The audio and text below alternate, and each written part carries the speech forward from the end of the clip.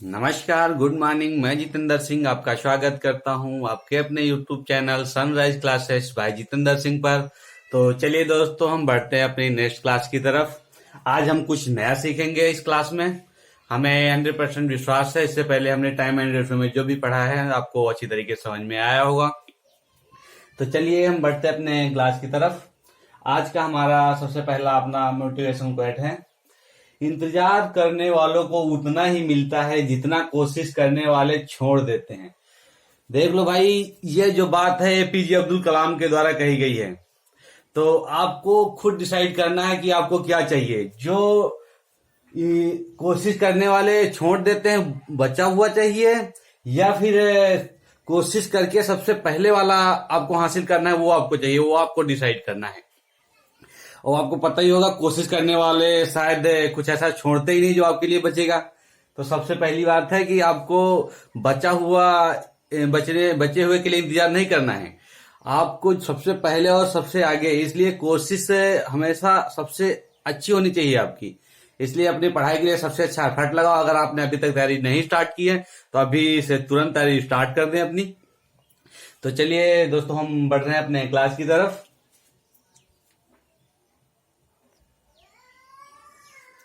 तो चलिए दोस्तों, हम आज का अपना पहला क्वेश्चन देखते हैं।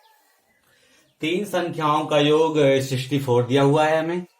पहली तथा दूसरी संख्याओं का अनुपात 3:5 है, जबकि दूसरी तथा तीसरी संख्याओं का अनुपात 5:8 है। तो दूसरी संख्या में निकालनी है। तो चलिए दोस्तों, हम देखते हैं अपना क्वेश्चन।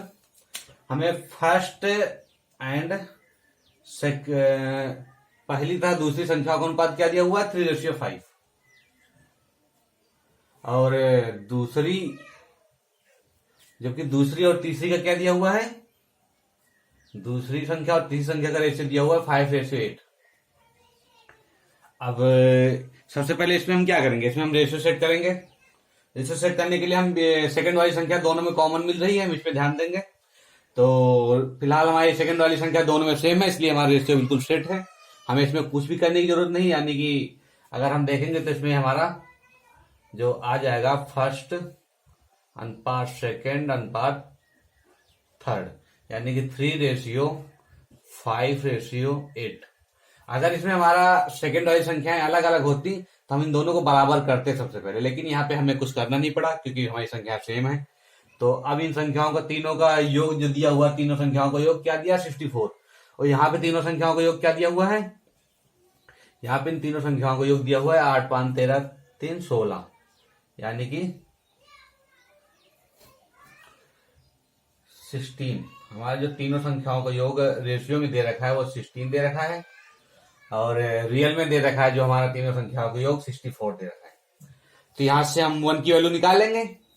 तो 1 की वैल्यू हमारी आ जाएगी 16 4 जा 64, यानी 4 आ गई। अब 16 की वैल्यू हमारी 4 आ चुकी है, तो हमें निकालना क्या है इसमें? तो दूसरी संख्या निकालनी है। दूसरी संख्या हमारी क्या है? दूसरी संख्या 5 ही तो है। बस सेकंड संख्या को 4 से मल्टीप्लाई कर देंगे, यानी 5 4 जा 20। ये हमारी दूसरी संख्या निकल के आ गई। तो शायद उम्मीद है दोस्तों आपको समझ में आया होगा।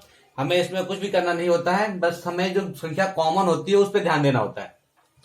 ये यहाँ पे दोनों संख्या जो हमारी कॉमन थी, सेकंड नंबर, लेकिन सेकंड नंबर यहाँ पे हमारी दोनों सेम थी, इसलिए हमें कुछ भी करना नहीं पड़ा, डायरेक्ट हमने वैल्यू रख दी तीनों की।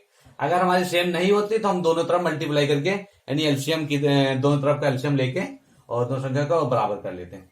तो चलिए दोस्तों, हम अपना अगला क्वेश्चन देखते हैं।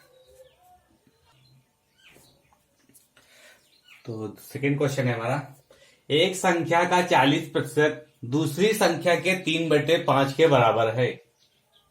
पहली संख्या का दूसरी संख्या से अनुपात क्या है? यानी फर्स्ट एंड सेकंड संख्याओं का हमें रेशियो निकालना है। तो चलिए देखते हैं। पहली संख्या का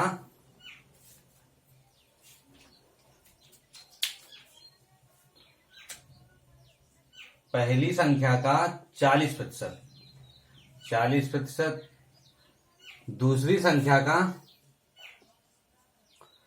3/5, दूसरी संख्या के 3/5 के बराबर है। तो चलिए देखते हैं। यहाँ पे हम 40% को लिख सकते हैं 40/100, 0 0 कटा, 2 दूनी 4, 2 पंचे 10, बराबर सेकंड संख्या का दिया हुआ है 3/5। तो यहाँ पे बचा हमारा 2/5 इक्वल टू सेकेंड संख्याओं का है 3/5। अभी देखो हमारे इक्वल टू के दोनों इधर उधर संख्याएं हैं, अगर इक्वल टू की इधर उधर संख्या रहती हैं तो ऊपर ऊपर का और नीचे नीचे का कट जाता है। तो हम इस 5 से इस 5 को हमने कैंसिल कर दिया। First into 2 equal to 3 into second. हमें फर्स्ट एंड सेकेंड का रेशियो निकालना, तो सेकेंड को इधर लेके चले आएंगे। First upon second equal to 3/2, यानी ये हमारा क्या निकल क्या गया रेशियो, फर्स्ट रेशियो सेकेंड 3/2। यही हमारा आंसर हुआ। तो उम्मीद है समझ में आया होगा दोस्तों आपको। तो चलिए हम बढ़ते हैं अपने नेक्स्ट क्वेश्चन की तरफ। हमें इसमें कुछ भी नहीं करना था, बस 40% को हमने फ्रैक्शन में बदल लिया, फ्रैक्शन में चेंज करके जो हमारा कट रहा था उसको कैंसिल आउट करके बस रेशियो को हमने सेट कर लिया। तो चलिए देखते हैं तो अगला क्वेश्चन। तो चलिए दोस्तों हम देखते हैं अपना अगला कंसेप्ट। जैसा कि आपको दिख रहा होगा लड़ाई कंसेप्ट, ये बहुत ही मजेदार कंसेप्ट होता है और इसमें हम बड़े से बड़े सवाल को, क्वेश्चंस को बहुत आसानी से बहुत छोटे तरीके से कर सकते हैं। और चलिए तो देखते हैं अपना क्वेश्चन। दो संख्याएं हैं जिनका रेशियो दिया हुआ है 3/4 के अनुपात में है तथा प्रत्येक संख्या में 6 की वृद्धि करने पर अनुपात 4/5 हो जाता है। यानी कि पहली जो दोनों संख्याओं का रेशियो हमें दिया हुआ है 3/4। अब उनमें दोनों में कितने की वृद्धि हो रही है, 6 की वृद्धि, यानी इसमें भी 6 की वृद्धि हो रही है और इसमें भी 6 की वृद्धि हो रही है। और रेशियो कितना हो जा रहा है, 4/5 हो जा रहा है। तो इस तरीके का कंसेप्ट में दोस्तों में कुछ भी करना नहीं होता है, बस हमें लड़ाई करवानी होती है इनमें, संख्याओं को आपस में लड़ाई। यानी एक बार तो हम इन दोनों संख्याओं को लेंगे, यानी 5 3 15 4 4 16। हम इसमें प्लस माइनस नहीं ध्यान देंगे, बस ये देखेंगे कि डिफरेंस कितना निकल के आ रहा है। यानी 5 3 15 4 4 16, यानी 15 - 16 करेंगे तो डिफरेंस आएगा 1। डिफरेंस 1 निकल के आया हमारा। और ये एक डिफरेंस, अब हमने इन दोनों की लड़ाई करवा दी, अब सेकेंड टाइम हम इन दोनों की लड़ाई करवाएंगे, यानी इनसे लेंगे। तो 5 6 या 30 और 4 6 या 24, यानी कि 30 में 24 माइनस होगा तो बचेगा 6, यानी 1 की वैल्यू हमारी 6 आ चुकी है। हमसे निकालने के लिए क्या बोल रहे हैं, तो संख्याओं का अंतर। हमेशा जो भी संख्या ली जाती है हम ऊपर वाले रेशियो से मतलब रखेंगे, हमें नीचे वाले रेशियो से कोई मतलब नहीं होता है। अब इन दोनों का अंतर क्या दिया हुआ है, इन दोनों का अंतर हमारा 1 ही तो है, अंतर हमारा 1 है इन दोनों का। तो यहाँ पे भी 1 आ रहा है अंतर, यहाँ पे भी 1 की वैल्यू 6 है, इसका मतलब 1 का अंतर 6, यानी यही 6 हमारा आंसर हो जाएगा। तो दोस्तों समझ में आया होगा, इन दोनों का अंतर 1 है और यहाँ पे 1 की वैल्यू हमें 6 दी हुई है, तो बस वही 6 हमारा आंसर हो जाएगा। तो इसमें कुछ भी बहुत आसान तरीके से हमने इस क्वेश्चन को कर दिया, बस कुछ भी नहीं किया। 5 3 या 15, 4 4 या 16, यानी 16 में 15 माइनस 1 बचा, और 5 6 या 30 और 4 6 या 24, 30 में 24 माइनस कर दिया 6 बचा। अब इन दोनों का अंतर एक ही आ रहा था, इसलिए आंसर 6 हुआ। अगर अंतर 2 आ जाता तो आंसर 12 हो जाता, अगर अंतर 3 आ जाता तो हमारा आंसर 18 हो जाता। तो चलिए दोस्तों हम देखते हैं इसी टाइप के एक क्वेश्चन और। तो चलिए दोस्तों अपना सेम उसी टाइप का अपना अगला क्वेश्चन देखते हैं। दो संख्याएं दी हुई है 7/11 और प्रत्येक में 7 जोड़ा जा रहा है।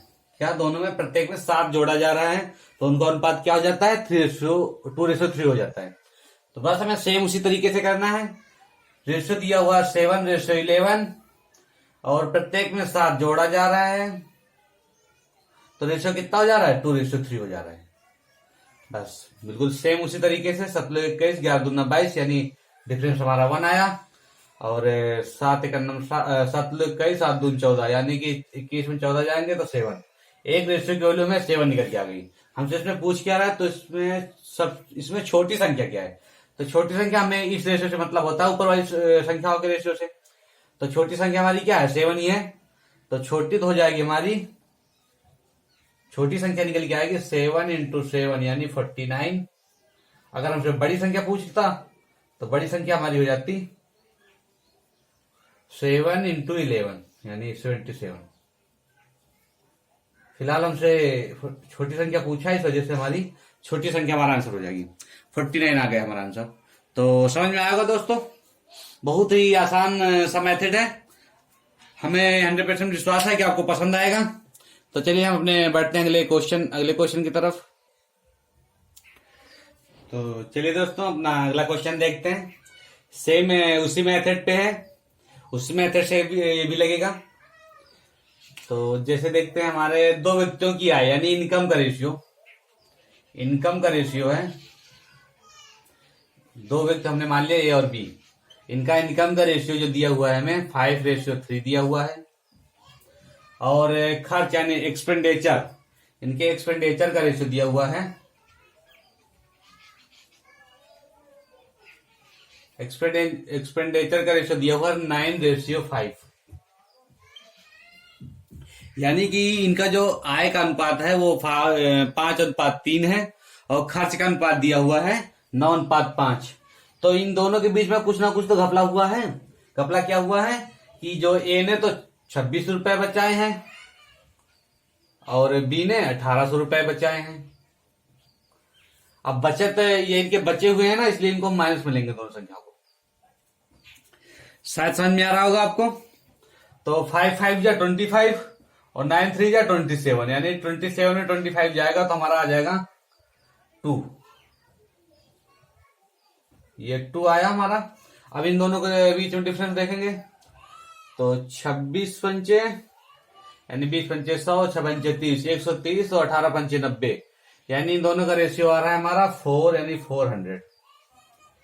ठीक है दोस्तों, 18 पंचे 90 नहीं सॉरी दोस्तों 26 पंचे 100, एक मिनट, ये हो जाएगा हमारा 5 6 जा 30 और 5 2 जा 10 यानी 1300 और 162, 18 9 जा,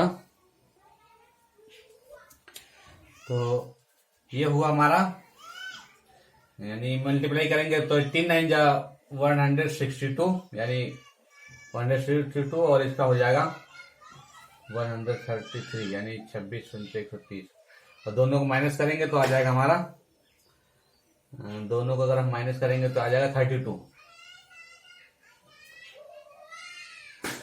0 2 3 ठीक है 32 यानी कि ये आ गया हमारा 3200। शायद दोस्तों आपको दिख रहा होगा, एक मिनट थोड़ा साफ करके हम साइकिल दे रहे हैं। यानी इन दोनों का डिफरेंस तो हमारा आया था 2 और इन दोनों का डिफरेंस निकल के आया 3200। ठीक है दोस्तों, तो 1 की वैल्यू हमारी हो जाएगी 1600। अब 1600 हो गई। हमसे क्या पूछ रहा है, दोनों की आय का इनकम तो यही है दोनों का, तो एक की तो हो जाएगी, एक की हो जाएगी हमारी ए और बी की 16 पंचे 80 यानी 8000 और बी हो जाएगी 16 3 जा 48। ये हमारी दोनों की इनकम निकल के आ चुकी है। तो शायद दोस्तों समझ में आया होगा आपको। इसमें हमें ऐसा कुछ भी नहीं करना था। एक मिनट सॉरी दोस्तों, शायद नीचे आपको दिख नहीं रहा है, हम थोड़ा सा साइड में लिखे दे रहे हैं, यहां लिख दे रहे हैं। यानी 16 9 जा 16 5 जो हमारा हो जाएगा इनकम का रेशियो, ये है 5:3 है तो 16 5 जो हो जाएगा हमारा 8000 और बी का 16 4 जा 48। ये हमारा ए और बी का इनकम निकल के आ चुकी है, ए और बी की। तो शायद दोस्तों आपको विजुअल हो रहा होगा, सही दोस्तों। तो बस हमने कुछ भी नहीं किया, लड़ाई कंसेप्ट करवाया और दोनों को, जब भी हमारे चिन्ह सेम रहते हैं या चाहे प्लस प्लस हो या माइनस माइनस हो तो संख्याएं घटती हैं। अगर एक प्लस रहेगा एक माइनस रहेगा यानी एक संख्या घट रही है और दूसरी बढ़ रही है, तब हम दोनों को जोड़ देंगे। तो ये चीज आपको शायद समझ में आ रही होगी। जैसे कि हमारे दोनों में माइनस माइनस था तो हमने घटा दिया, दोनों प्लस प्लस होता है तब पे भी घट जाता है। अगर एक माइनस है एक प्लस है तो संख्याएं हमारी जुड़ जाएंगी। तो शायद समझ में आया होगा आपको। तो हम बढ़ते हैं नेक्स्ट क्वेश्चन की तरफ। तो चलिए दोस्तों अपना देखते हैं नेक्स्ट क्वेश्चन। 3 कक्षाओं में विद्यार्थियों का अनुपात में दे रखा है 2:3:4। यदि प्रत्येक कक्षा में 12 विद्यार्थी और आ जाते हैं तो उनका अनुपात 8:11:14 हो जाता है। तो दोस्तों बस सेम हमारा वही मेथड लगेगा। जब भी हमें 2 रेशियो इस तरीके से दिए रहते हैं और उनके बीच में कोई आता है या जाता है तो उसमें हम आराम से लड़ाई कंसेप्ट लगा सकते हैं। तो चलिए देखते हैं।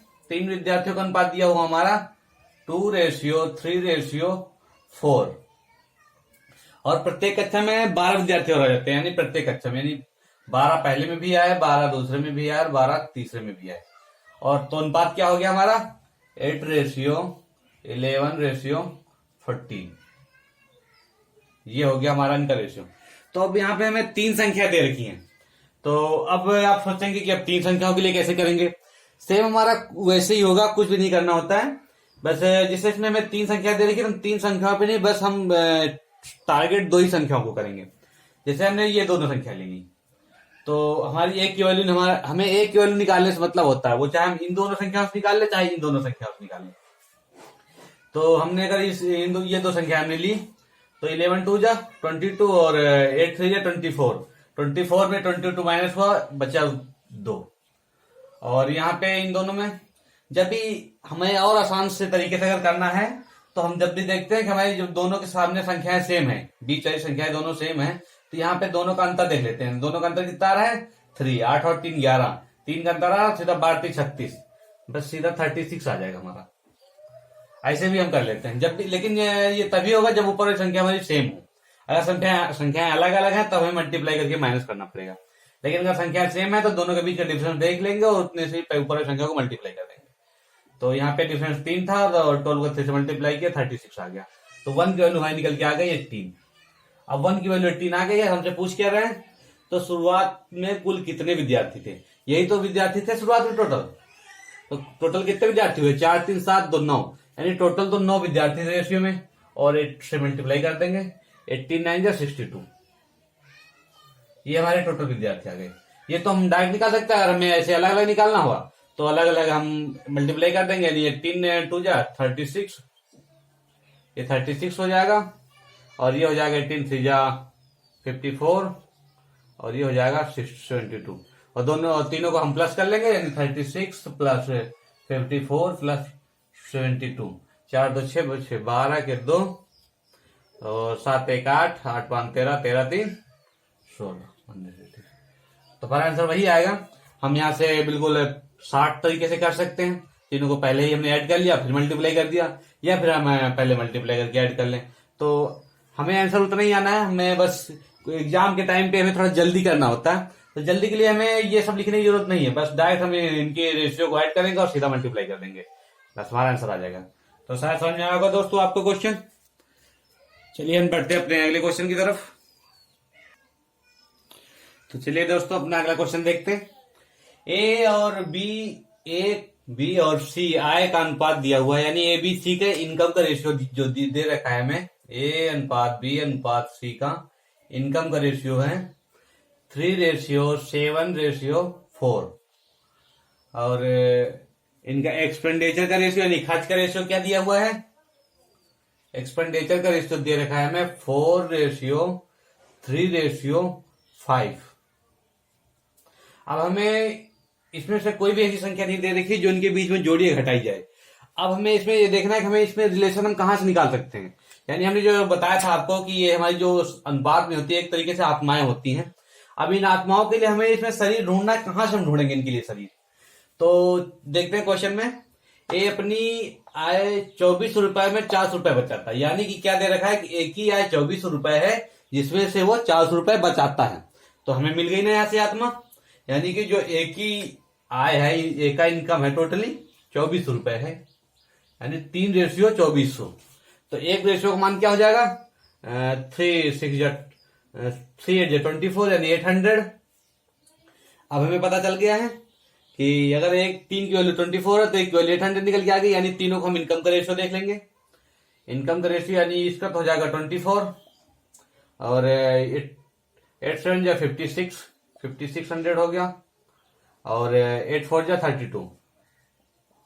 ये इनकी निकल के आ चुका है इनकम का रेशियो। इनके इनकम का रेशियो निकल के आ चुका है। अब ये कह रहा है कि ए अपनी आय में 400 रुपए खर्च कर देता है, यानी कि अगर ये 400 रुपए खर्च कर देगा तो 400 रुपए बचाता है, अगर 400 रुपए बचा लेगा तो खर्च कितना करेगा, खर्च करेगा 2000। समझ में आ रहा होगा शायद दोस्तों आपको। बिल्कुल सिंपल सा मेथड है जोड़ घटाना वाला।